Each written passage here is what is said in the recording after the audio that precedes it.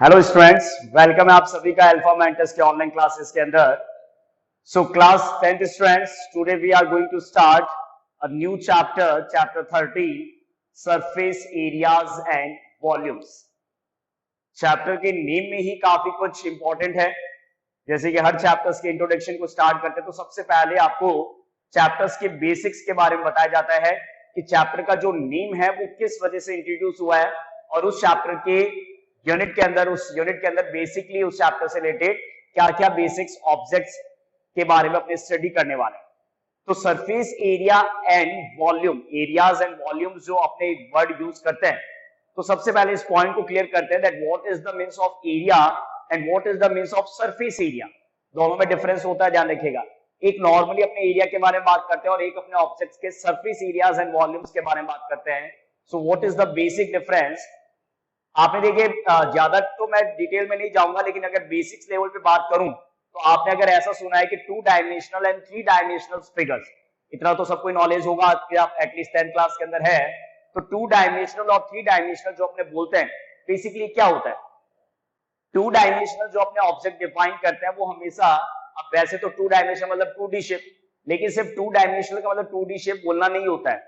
2 dimensional का मतलब होता है कि उसको जो डिफाइन करने का तरीका होता है, जो उसके कोऑर्डिनेट्स को लेके जब किसी पॉइंट को आप डिफाइन करते हो, तो जब उसमें एक्स और वाई के रेस्पेक्ट में, तो वो होता है 2 डायमेंशनल, जो आप नॉर्मल कार्टेशियन प्लेन पे ग्राफिकल रिप्रेजेंटेशन और पे काम करते हो। जैसे उसमें आपको पता है 2 डायमेंशनल आपके जितने भी ऑब्जेक्ट्स है, triangle, parallelogram, rectangle, quadrilateral, kites, circle, all these are the 2 dimensional figure. 3 dimensional आपके वो फिगर्स होते हैं जिसमें आपका जो ऑब्जेक्ट है वो 3D शेप का होता है। तो 3D शेप का ऑब्जेक्ट होने का मतलब that can not be directly represent as in the 2 dimension.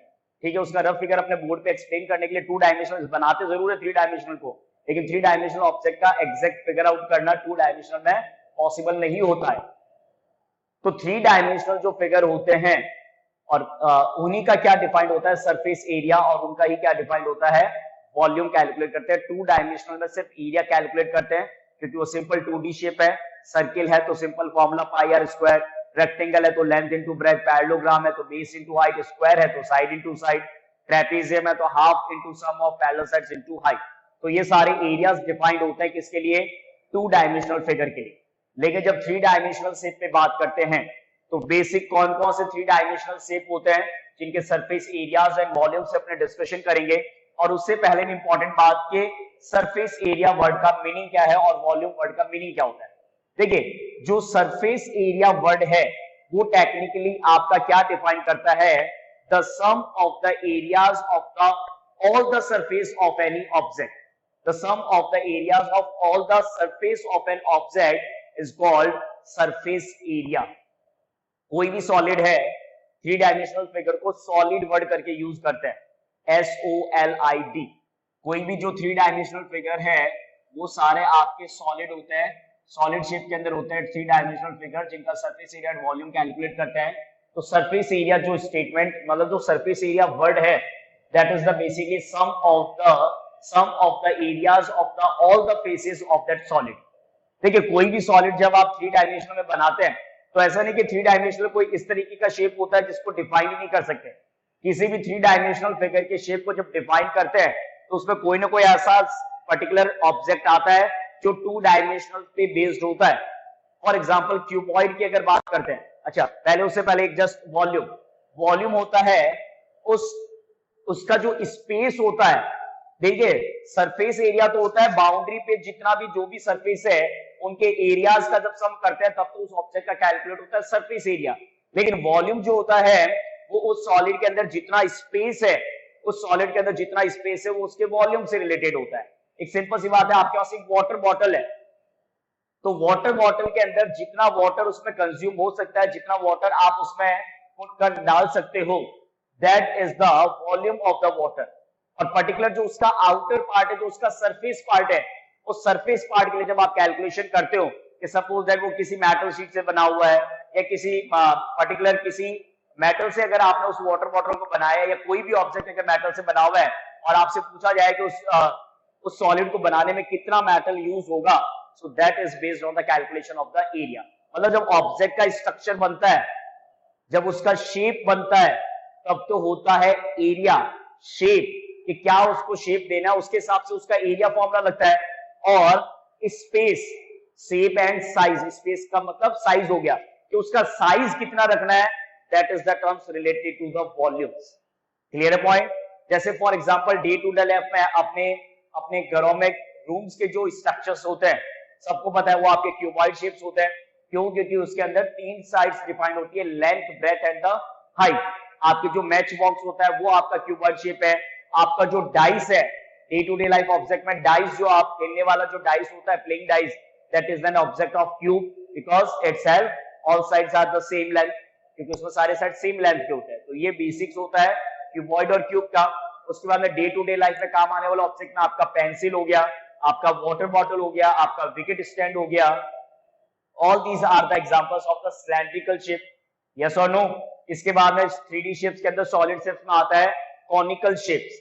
तो कॉनिकल शेप में आपके डे टू डे लाइफ में जोकर कैप हो गया जैसे, यस और नो।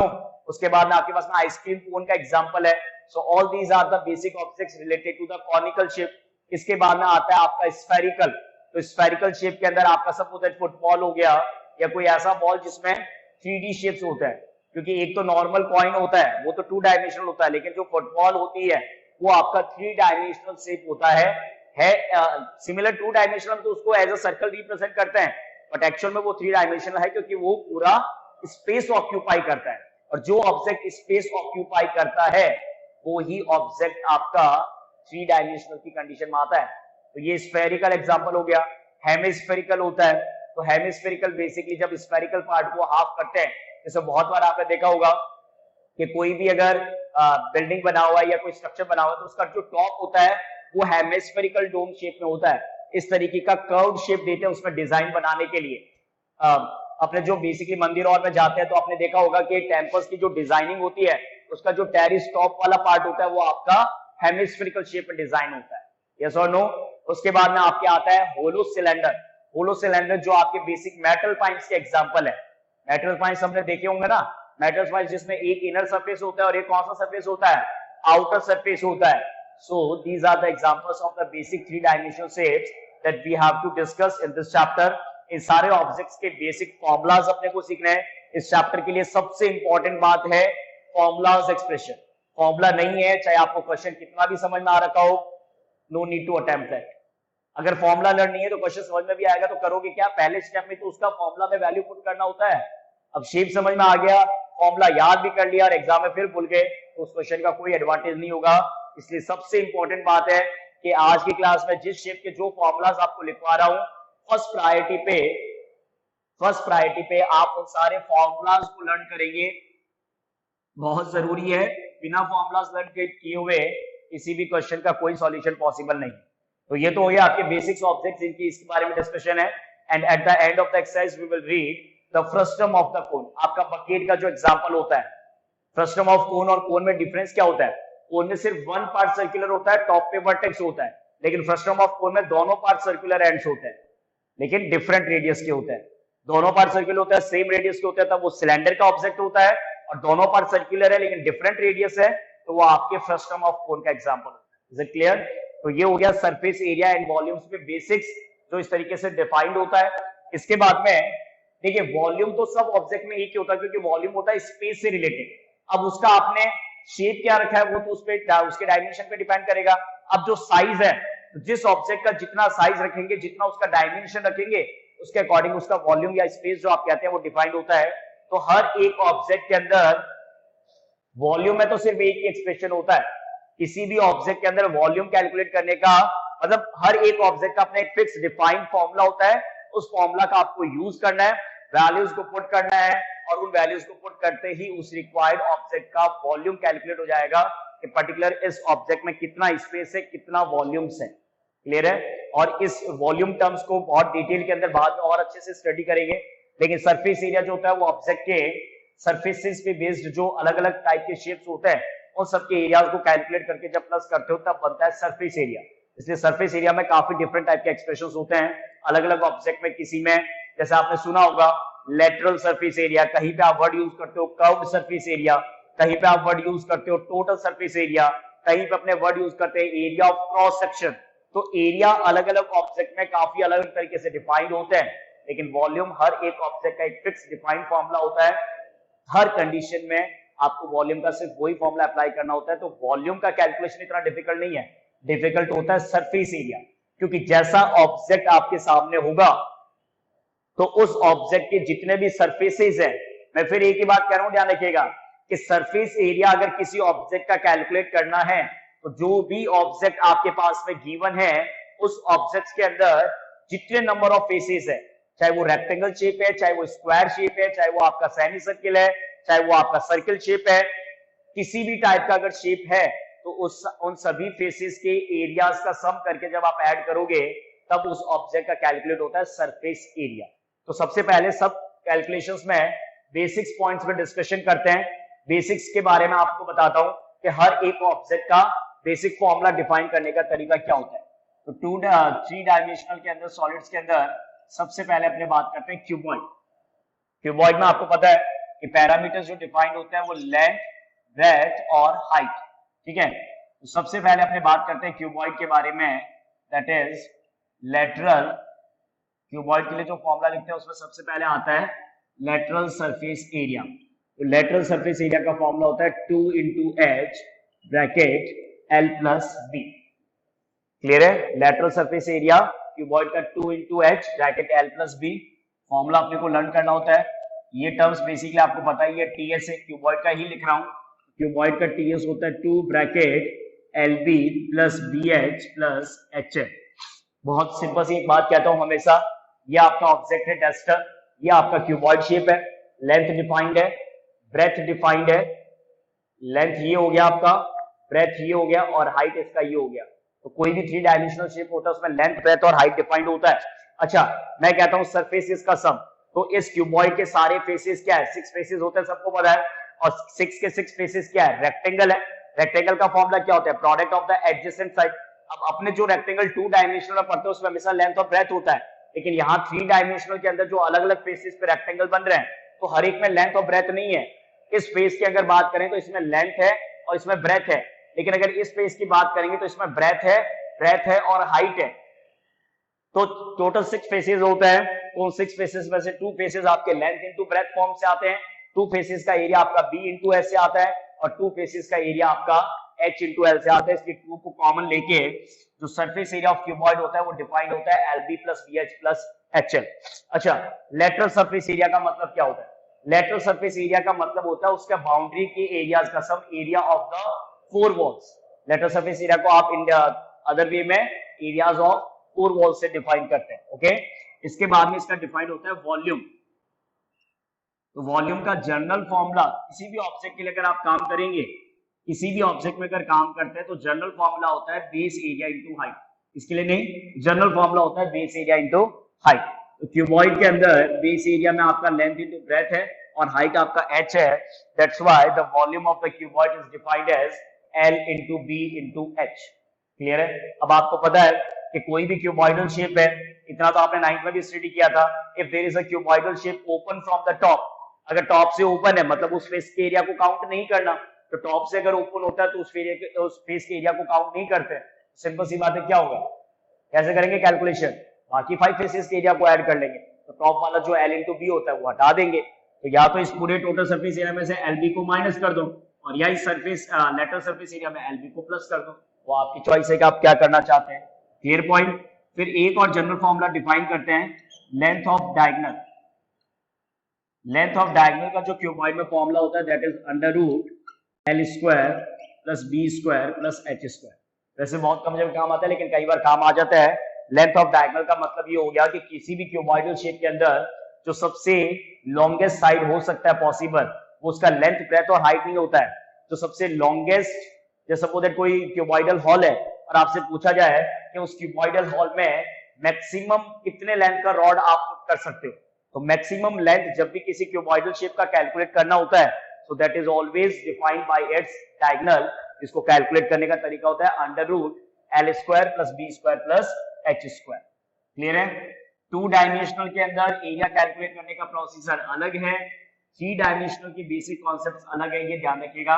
तो मैं कैसे कैलकुलेट करते हैं, कैसे कब कुछ होगा, वो सब अभी डिस्कशन नहीं कर रहा। अभी सिर्फ आपको बेसिक फॉर्मूलाज लिखवा रहा हूँ, वो फॉर्मूला आपको कॉपी में नोट करने हैं, और नेक्स्ट क्लास में जब क्वेश्चन स्टार्ट करें, बेसिक एक्सप्लेनेशन स्टार्ट करूं, उससे पहले ये सारे फॉर्मूलाज आपके टिप्स पे होने चाहिए, ध्यान रखिएगा।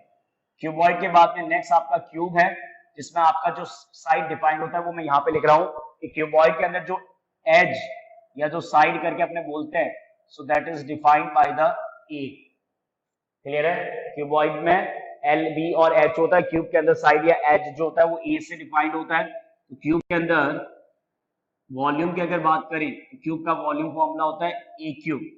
क्यूब के अंदर अगर लेटरल सरफेस एरिया की बात करें, एल एस से जो आपको पता चल गया, तो लेटरल सरफेस एरिया होता है 4a स्क्वायर। ए स्क्वायर का टर्म के साथ 4 क्यों आया? क्योंकि क्यूबिकल शेप है, तो क्यूबिकल शेप में सारे फेसेस स्क्वायर शेप के अंदर होता है, तो वन फेस का एरिया ए स्क्वायर होगा, तो लेटरल सरफेस में 4 वॉल्स 4a स्क्वायर हो गया। टोटल सरफेस एरिया अगर इसका निकालते हैं तो वो हो गया आपका 6a square. Total surface area कितना हो जाएगा? 6a square. और अगर इसके लेंथ ऑफ डायगोनल को निकालते हैं, लेंथ ऑफ डायगोनल, तो क्यूब के लिए जो लेंथ ऑफ डायगोनल का फॉर्मूला होता है वो आपका डिफाइंड होता है √3a। क्यूब के लिए जो लेंथ ऑफ डायगोनल का फॉर्मूला डिफाइन करते हैं दैट इज √3a। क्लियर है? तो ये आपको क्यूब के लिए लर्न करना है। क्यूब के बाद में नेक्स्ट अपने जो ऑब्जेक्ट डिफाइन करते हैं that is third number, and the object is right circular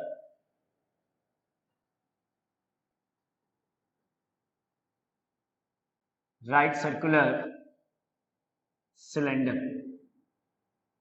sorry right circular cylinder. Okay, अब राइट सर्कुलर सिलेंडर में क्या बेसिकली पैरामीटर डिफाइंड होता है? राइट सर्कुलर वर्ड का मतलब यही होता है कि कोई भी इस टाइप का सिलेंड्रिकल शेप जब होता है, तो राइट सर्कुलर का मतलब ये हो गया कि सिलेंड्रिकल शेप में पहली बात होती है कि दोनों एंड्स जो होते हैं वो आपके सर्कुलर एंड्स होते हैं, और दोनों सर्कुलर एंड्स के अंदर जो हाइट और जो रेडियस है, जो हाइट या जो उसका रेडियस है वो हमेशा एक दूसरे के परपेंडिकुलर होता है। तो ऐसे ऑब्जेक्ट को बोलते हैं राइट सर्कुलर सिलेंडर। और जो भी अपने कैलकुलेशन और करते हैं, जो भी कैलकुलेशन करते हैं वो हमेशा फॉर्मूला राइट सर्कुलर सिलेंडर के बिहाफ पे ही करते हैं। नॉर्मल कोई भी अगर अदर टाइप का सिलेंडर है जो राइट सर्कुलर नहीं है, तो उसके लिए ये सारे फॉर्मूलाज एप्लीकेबल नहीं है। तो राइट सर्कुलर सिलेंडर में सबसे पहले तो कैलकुलेट होता है बेस एरिया। तो बेस एरिया आपका सर्किल है, रेडियस आर है, तो डेफिनेटली बेस एरिया क्या होगा? पाई आर स्क्वायर। अपने बेस एरिया की बात करते हैं, बेस एरिया मतलब जो बेस के अंदर है वो आपका पाई आर स्क्वायर हो गया। क्लियर हो गया पॉइंट? तो दोनों एंड्स का एरिया कितना हो जाएगा? एक साइड का पाई आर स्क्वायर, तो इधर का भी पाई आर स्क्वायर, तो कितना हो गया? Area of both and.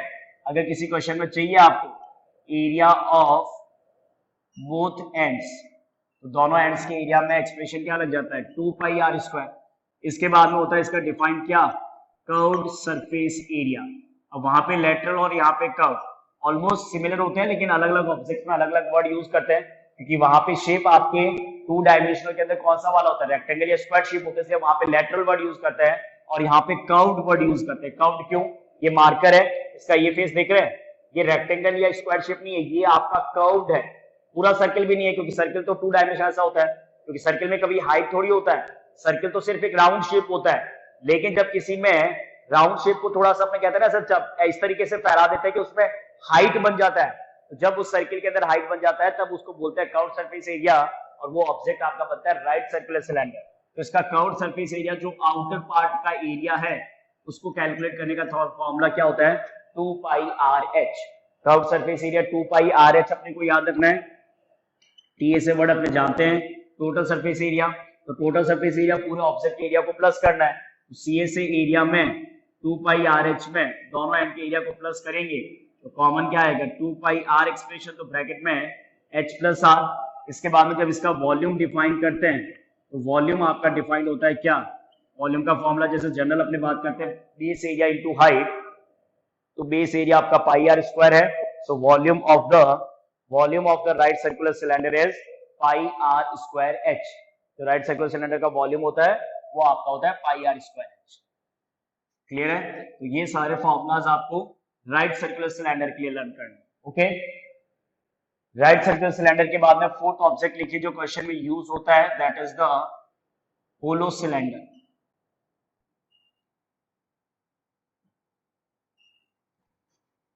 तो होलो सिलेंडर के अंदर अब देखिए होलो सिलेंडर ऑब्जेक्ट क्या है, जैसे मैंने आपसे कहा था कि मेटेलिक पाइप और जो आपके एग्जाम्पल है वो आपके होलो सिलेंडर के होते हैं। तो होलो सिलेंडर का बेसिक कॉन्सेप्ट क्या बनता है कि होलो सिलेंडर के अंदर जो आपका ऑब्जेक्ट डिफाइंड होता है उसमें एक तरीके से आप ये समझ सकते हो कि एक ही ऑब्जेक्ट में टू सिलेंड्रिकल शेप बनते हैं। एक सिलेंड्रिकल शेप जो अंदर के साइड से दिखाई देता है और एक सिलेंड्रिकल शेप जो आउटर साइड से दिखाई देता है। जैसे एक पेंसिल का अगर एग्जांपल देखें, लीड पेंसिल, तो लीड पेंसिल के एग्जांपल में एक तो अंदर के साइड में ग्रेफाइट फिल होता है, जो ग्रेफाइट जो पेंसिल का वर्क करती है, और आउटर उसका जो पार्ट होता है उसमें वुड फिल किया हुआ रहता है। यस और नो? तो एक तरीके के उस ऑब्जेक्ट की बात करें तो उसमें एक तो इनर सिलेंडर बन रहा है और एक क्या बन रहा है, आउटर सिलेंडर। मेटेलिक पाइप होते हैं, जो हैवी पाइप होते हैं जिसमें मेटल का यूज होता है, उसमें क्या होता है, उसमें कुछ ना कुछ विड्थ रखा जाता है। तो उसमें अगर कुछ विड्थ रखेंगे तो मटेरियल जो हैवी वो होता है, वो क्यों होता है, क्योंकि उसमें जो मटेरियल है वो कहां पे फिल होता है, एक उसका इनर होलो तो होता ही है, लेकिन उसमें एक बनता है इनर सिलेंड्रिकल पार्ट और एक बनता है आउटर सिलेंड्रिकल पार्ट। एक बनता है इनर सिलेंड्रिकल पार्ट और एक बनता है आउटर सिलेंड्रिकल पार्ट। तो अभी मैं आपसे कह रहा था कि इनर सिलेंड्रिकल पार्ट है, तो अब उसमें सिंपल सी बात है, हाइट तो सेम है। ये आपको ऑब्जेक्ट में ऐसा लग रहा है हाइट हमेशा सेंटर से होता है। ये 3 डायमेंशनल में आपको ऐसा लगेगा, 2 डायमेंशनल में मतलब 3 डायमेंशन को 2 डायमेंशन में रिप्रेजेंट कर रहे हैं तो आपको सर्किल ऊपर की तरफ लगता है, बाकी एक्चुअल में थोड़ी लगेगा सर्किल ऊपर की तरफ। ये पूरा पोर्शन नीचे है, सर्किल यहाँ पे स्पेस पे, यहाँ पे अपने को ऐसा दिखता है कि इस तरीके से बोर्ड पे बनता है तो अलग तरीके से व्यू नजर आता है। तो ये आपका इनर रेडियस स्मॉल आर करके डिफाइंड होता है और उसमें जो आउटर रेडियस होता है इस होलो सिलेंडर का वो कैपिटल आर करके डिफाइन करते हैं। हाइट दोनों ऑब्जेक्ट का सेम रहता है, हाइट में चेंज नहीं होता है। जो एकदम बिना शार्प किए हुए पेंसिल होती है उसमें जितना हाइट पेंसिल का है उतना ही हाइट उसके अंदर फिल ग्रेफाइट का होता है। यस और नो? तो ऑब्जेक्ट्स में हाइट इनर और आउटर दोनों का सेम रहता है। अच्छा, दूसरा इंपॉर्टेंट पॉइंट, अभी मैंने एक पॉइंट आपसे बोला था कि 3 डायमेंशनल शेप के अंदर एरिया और 2 डायमेंशनल शेप के अंदर एरिया का कॉन्सेप्ट अलग अलग होता है। क्यों अलग अलग होता है? एक सिंपल सी बात है कि अगर 2 डायमेंशनल में कोई रेक्टेंगल शेप है, अगर मैं इस 2 डायमेंशनल के रेक्टेंगल शेप में से अगर सपोज दैट कोई सर्किल कट कर दूं, फॉर एग्जांपल अगर मैंने इस रेक्टेंगल शेप में से कोई सर्कुलर शेप कट किया तो डेफिनेटली यहाँ पे एरिया जो होगा वो क्या होगा, कितना एरिया यहाँ पे कैलकुलेट हो पाएगा। अगर इसको मैंने कट कर दिया या इसके ऊपर अगर सर्कुलर शेप बना दिया तो इसका मतलब कितना एरिया रिमेनिंग है, सर रेक्टेंगल के एरिया में से सर्किल का एरिया माइनस करते हैं। तो 2 डायमेंशनल में तो एरियाज का कॉन्सेप्ट होता है वो माइनस होता है, 3 डायमेंशनल में थोड़ा सा कॉन्सेप्ट अलग है। 3 डायमेंशनल में फिगर्स में एरिया का मतलब होता है उसके सरफेसेस के एरिया का सम। अब सरफेसेस है तो जितने सरफेस बनेंगे, सरफेस जितने डिफरेंट टाइप्स के सरफेस बनेंगे उन सारे सरफेसेस के एरिया को प्लस करते हैं, तब आता है 3 डायमेंशनल का सरफेस एरिया।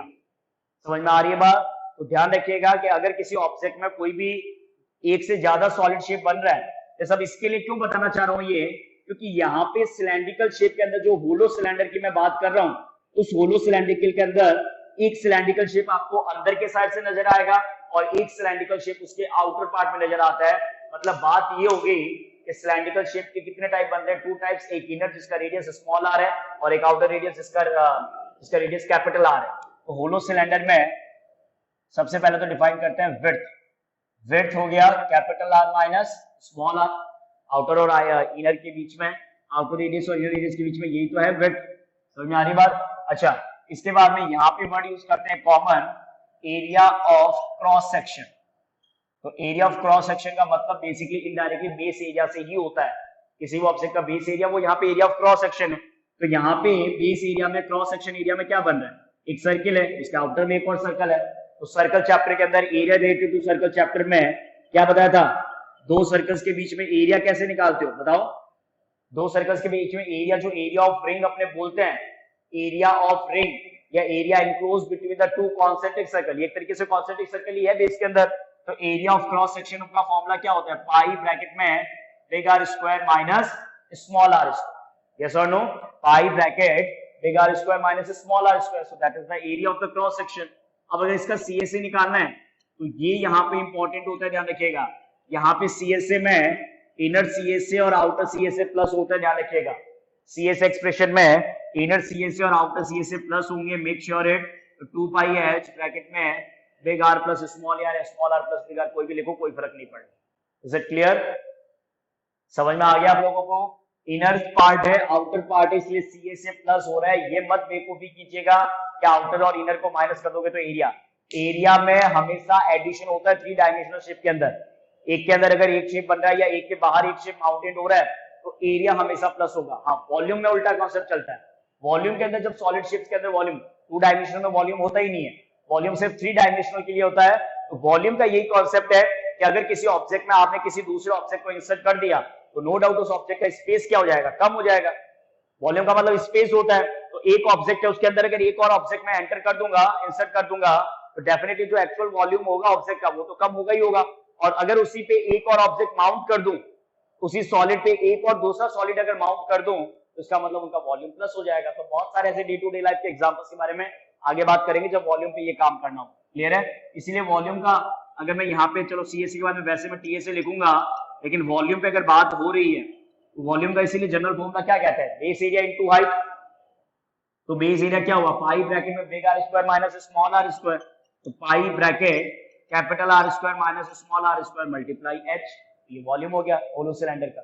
एक्चुअल में ये वॉल्यूम क्यों हुआ पता चल रहा है, ये एक्सप्रेशन क्या है, क्योंकि जो वॉल्यूम का मतलब वॉल्यूम ऑफ मेटल है, यहाँ पे वॉल्यूम ऑफ सिलेंडर का मतलब क्या है, बाकी तो पूरा होलो है। ये पोर्शन जो है ये तो आर पार है, होलो है ये पूरा का पूरा। मेन जो मेटल पार्ट है वो सिर्फ यहीं पे यूज हो रहा है, जो दोनों सिलेंडर के बीच का जो स्पेस है, राउंड शेप के अंदर भी और कर्व शेप के अंदर भी।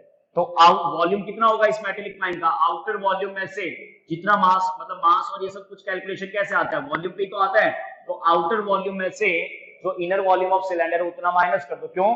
क्योंकि जितना जितना इनर वॉल्यूम है उतना स्पेस होलो है, तो सिर्फ मटेरियल जो है वो आउटर और इनर के बीच का पार्ट होता है, इसलिए वॉल्यूम के अंदर माइनस होता है। इसलिए फॉर्मूला बनता है pi capital R square h minus pi small are square h. इसमें पाई और एच को कॉमन लेके big R square minus small are square. I think समझ में आया होगा कि होलो सिलेंडर का ये एक्सप्रेशन डिफाइन कैसे होता है। अब टीएससी की जब बात आती है तो टीएससी में 2 pi H R plus R, CSC तो आएगा ही आएगा, और दोनों एंड्स का क्रॉस सेक्शन एरिया, तो एक का pi are square minus R square होता है, तो दोनों एंड्स का 2 pi are square minus R square होगा। थोड़ा सा अगर इसको और डिटेल में डिफाइन करें और अगर एक्सप्रेशन को तरीके से लर्न करना चाहें तो एक बहुत इजी फॉर्मूला अपने लर्न कर लेते हैं। क्या? A square minus B square में आइडेंटिटी लग जाएगी, A plus B A minus B. तो अब फाइनल एक्सप्रेशन में से 2 pi big R plus small R अगर कॉमन लेते हैं तो ब्रैकेट में आता है H plus R minus R. तो ये फॉर्मूला जनरली अपने याद रखते हैं कि डायरेक्टली अगर टीएसए का फॉर्मूला कहीं पे काम आता है होलो सिलेंडर का, 2 pi R plus R H plus R minus R. Is it clear?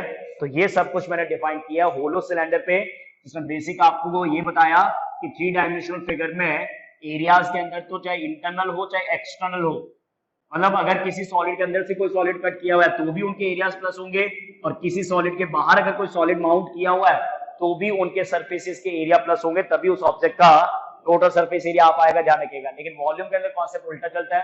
उल्टा मतलब जो वॉल्यूम के अंदर जो जनरल कॉन्सेप्ट है कि अगर इंटरनल कट करोगे तो वॉल्यूम माइनस हो जाएगा, एक्सटर्नल कट करोगे तो वॉल्यूम प्लस हो जाएगा। Is it clear? समझ में आ रही बात? तो ये कंडीशन।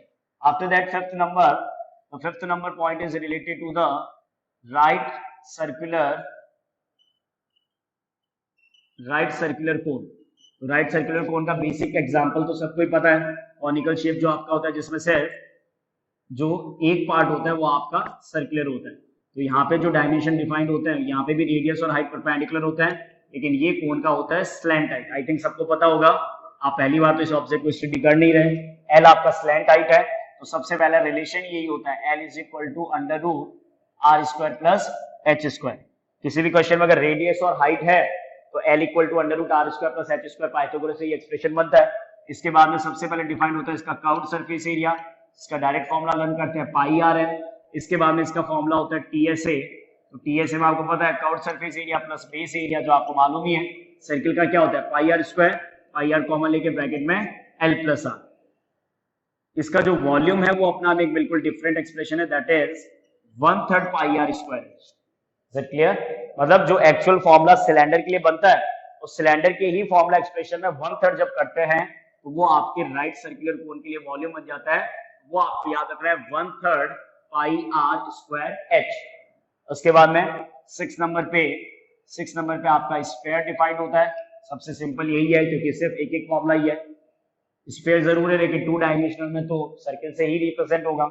स्फेरिकल पार्ट है, रेडियस आर आपका होता है, इसमें क्योंकि पूरा कंप्लीट क्लोज फिगर है। तो कंप्लीट अगर क्लोज फिगर है तो उसमें एक ही राउंड शेप है, एक ही सरफेस है, वही कर्व सरफेस है और वही टोटल सरफेस है। क्लियर रखिएगा, एक ही शेप डिफाइंड होता है कर्व, इसलिए वही आपका टोटल सरफेस एरिया है, वही आपका कर्व सरफेस एरिया है। इसलिए मैं सिर्फ सरफेस एरिया करके फॉर्मूला लिख रहा हूं, that is 4 pi are square. इसमें कोई कर्व्ड या टी ऐसे अलग अलग नहीं है। जब बात वॉल्यूम के लिए करते हैं, वॉल्यूम का एक्सप्रेशन होता है 4/3 पाई आर क्यूब। ये हो गया स्फेयर के लिए। इस स्फेयर के बाद में अगर इसी के साथ हेमिस्फेयर को डिफाइन करें तो हेमिस्फेरिकल ऑब्जेक्ट में वापस से दो फॉर्मूला बन जाते हैं। क्यों? क्योंकि देखिए स्फेरिकल पार्ट को जब कट करते हैं, अब से होता क्या है कि सर्किल को जब कट करते हैं तब तो सीधा सेमी सर्किल बनता है।